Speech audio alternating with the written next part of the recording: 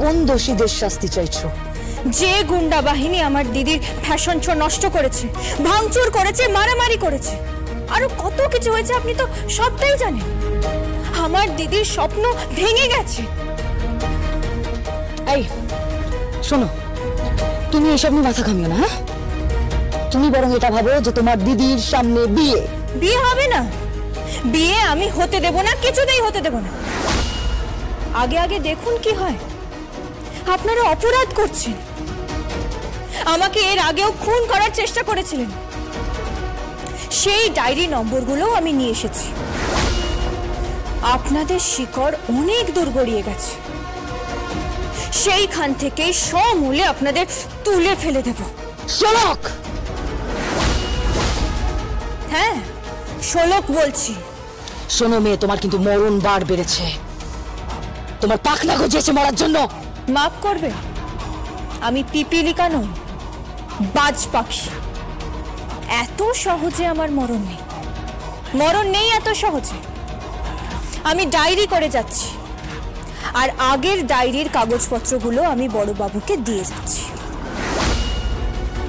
এই বড়বাবুকে আমার মনে হয়েছে একটু অন্য ধাতুর। দেখুন সামলাতে পারেন কিনা এই সাঁড়াশি আক্রমণ। হ্যালো হ্যালো হ্যালো, কি হলো? শোলক থানায় পৌঁছেছে মা। ও আমার নামে ডায়েরি করেছে। ও আগের ডায়েরির রেফারেন্সগুলো নিয়ে গেছে। কোন ডায়েরি? যেখান থেকে ওকে মেরে ফেলার চেষ্টা হয়েছিল মম। এবার তাহলে কি করবে তুমি?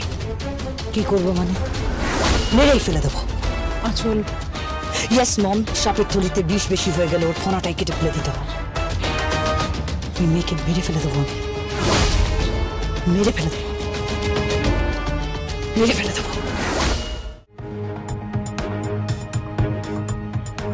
ধন্যবাদ বড়বাবু, আমি চলি। সাবধানে থাকবেন। মানে? কারণ আমি জানি যে বাড়ি পুত্রবধূ তার শাশুড়ি এবং তার ননদের বিরুদ্ধে এফআইআর করতে আসে, সেই বাড়ির শাশুড়ি তার পুত্রবধূর সঙ্গে কি করতে পারে। নিজের জীবনটা বাঁচানোর চেষ্টা করবে, ওরা কিন্তু আপনাকে টার্গেট করবে।